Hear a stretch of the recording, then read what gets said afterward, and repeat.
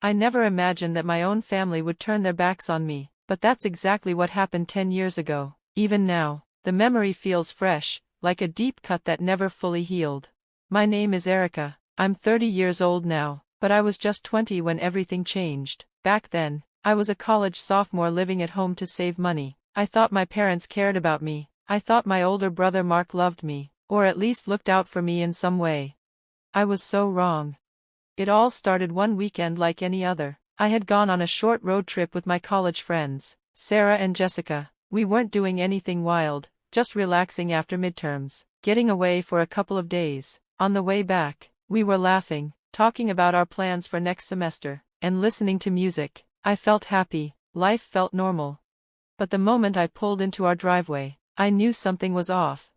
The garage door was open. I could see cardboard boxes stacked near the entrance. At first, I thought maybe Dad had finally decided to clean out the garage like he always said he would.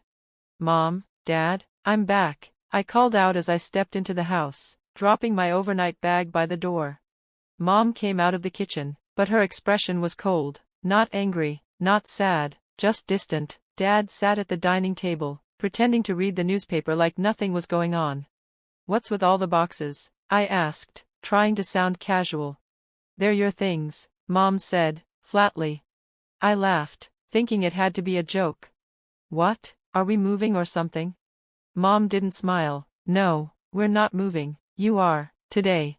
I froze. "Wait, what?" Dad didn't say anything, just kept flipping the pages of his newspaper like he wasn't part of this conversation. Mom folded her arms. "Mark brought his girlfriend home yesterday. She's pregnant, they're moving in, we're turning your room into a nursery." My head was spinning. "But, where am I supposed to go? What about school?" "We can't pay for your college anymore," she said coldly. "That money needs to go to Mark and the baby now." Dad finally spoke. He still wouldn't look at me. "You're an adult, Erica, you'll figure it out." It felt like someone had pulled the floor out from under me. I couldn't breathe. I ran to my room, only it wasn't really mine anymore. My posters were gone. My bed was stripped. Half of the room was packed into boxes. I tried calling friends, hoping someone had space for me to stay, but most of them lived in tiny dorms or had roommates. No luck. Then I called the one person I knew would always be there. "Grandma?" She listened patiently, her voice filled with worry. "Come stay with me, sweetie, right now, we'll sort everything out." So I packed up what I could into my old car, some clothes, my laptop, and a few photo albums I couldn't leave behind. Everything else would have to wait. When I got to Grandma's house, she was already outside, waiting for me on the porch. She hugged me tightly, the way only she could. I cried into her shoulder like I was 5 years old again. Over tea, I told her everything. She listened quietly and then reached across the table for my hand. "I have some money saved," she said. "It's not much, but it's yours if it'll help with college. I won't let them ruin your future." With her help, I made a new plan. I called Sarah and Jessica and asked if they wanted to get an apartment together. It would be cheaper than the dorms, and we could all chip in. Within a week, we moved into a small 3-bedroom apartment. It was old, the carpet was stained, and the kitchen barely worked, but it was ours, my new start. Grandma's money helped cover tuition. I already had a partial scholarship, so I was able to stretch her savings. For the rest, rent, food, books, I got a job waiting tables. Later, I added a second job doing data entry on weekends. For the next 3 years, I barely had time to sleep. I'd wake up early to study, go to classes, work the lunch shift, go back to class, and then work until closing. On weekends, I was behind a computer entering data for hours. Sarah and Jessica were amazing. They left me meals in the fridge, they helped me study, they kept me going. I never spoke to my parents again, but Grandma still gave me updates during our weekly phone calls. "Mark got married," she said one time. "They had a big ceremony. Your parents paid for everything." Later she told me, "Mark started a business with his father-in-law, something with electronics. Your mother says they'll all be millionaires." She sounded worried when she added, "They took a second mortgage on the house to invest in the business." I just shook my head. Let them do whatever they want. Meanwhile, I stayed focused. During the summer before my senior year, I got an unpaid internship at a marketing firm. I had to give up one of my jobs, but it gave me real experience, and some breathing room. By my final semester, my grades were strong again. I even made the dean's list. Graduation day came, and I stood in my cap and gown, scanning the crowd. Grandma was there, waving and smiling. Sarah and Jessica's families were there too. My own parents weren't. After the ceremony, Grandma hugged me tight. "I'm so proud of you," she said, handing me a small check to help with my first month's rent. With my degree, I found a job at a mid-sized company. It didn't pay much, but it was steady. I got a tiny studio apartment and worked hard. I volunteered for everything, took extra projects, and proved myself. Over the years, I got promoted, slowly but surely. I saved money, first for emergencies, then for my dream, owning a home. Then, just before I turned 30, Grandma called. "Mark made a mess," she said. "He made a bad deal with a supplier overseas, paid up front, the supplier vanished, the business is falling apart." I wasn't surprised. "What about his wife?" "She's standing by him, but she had a huge fight with her parents, they're furious." As she kept talking, I realized I didn't feel anything, not anger, not sadness, just distance, like it was someone else's life.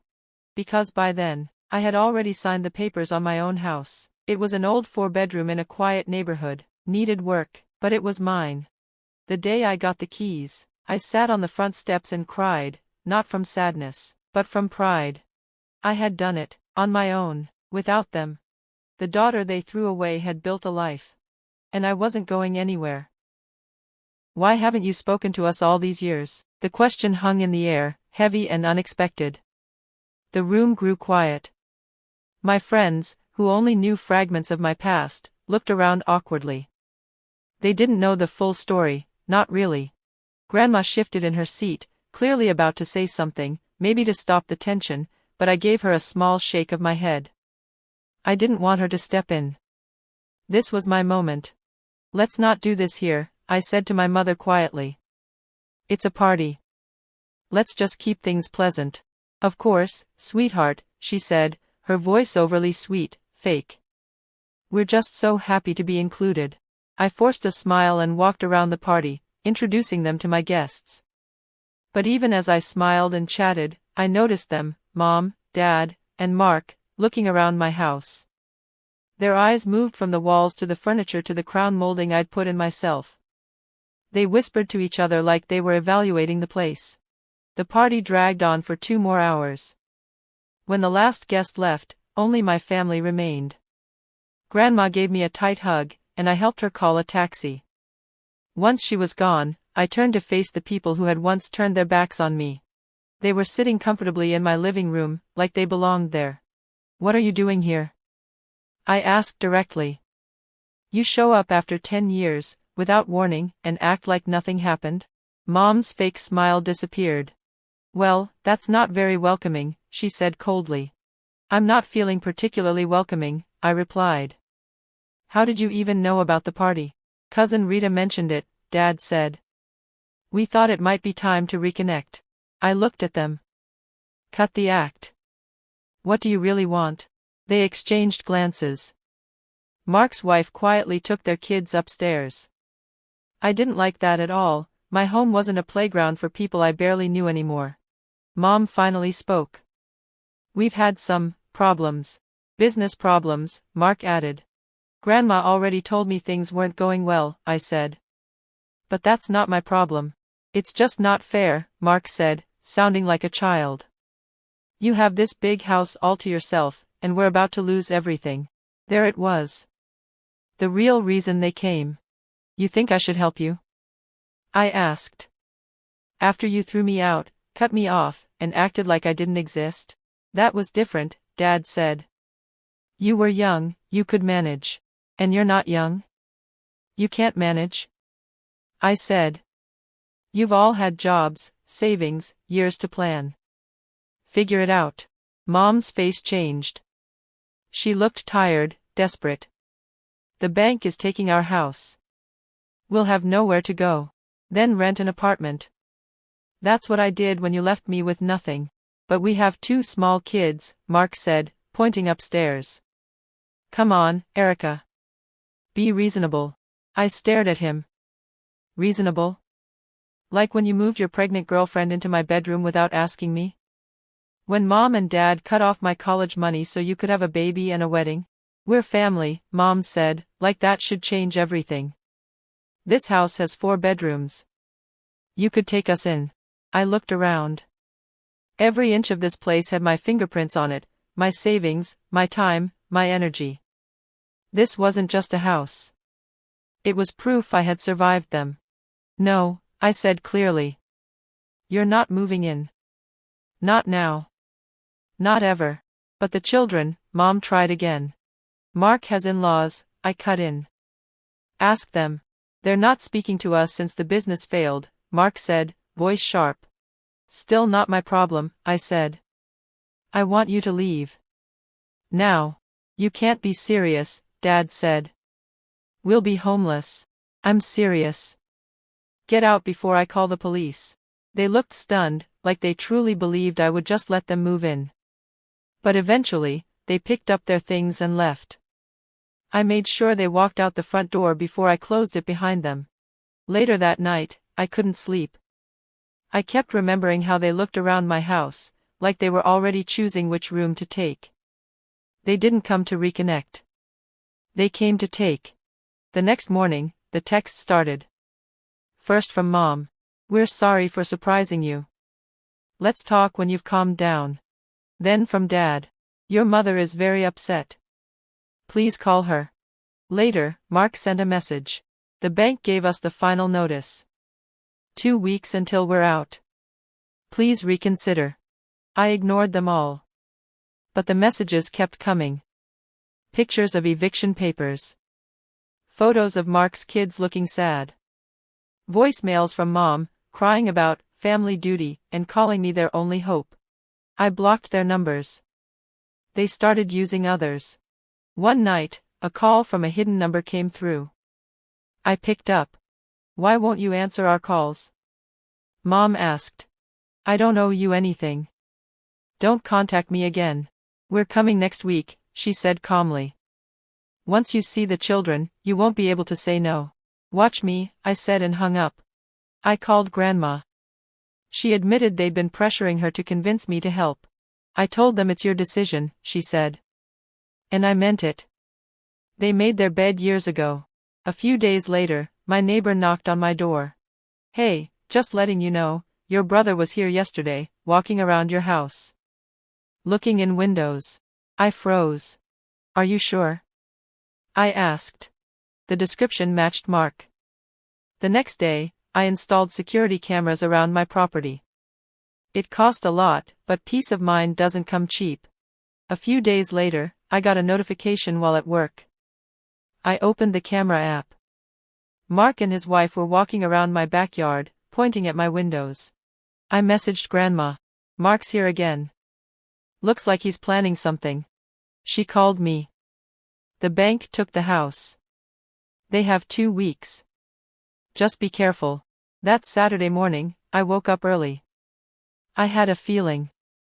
I was right.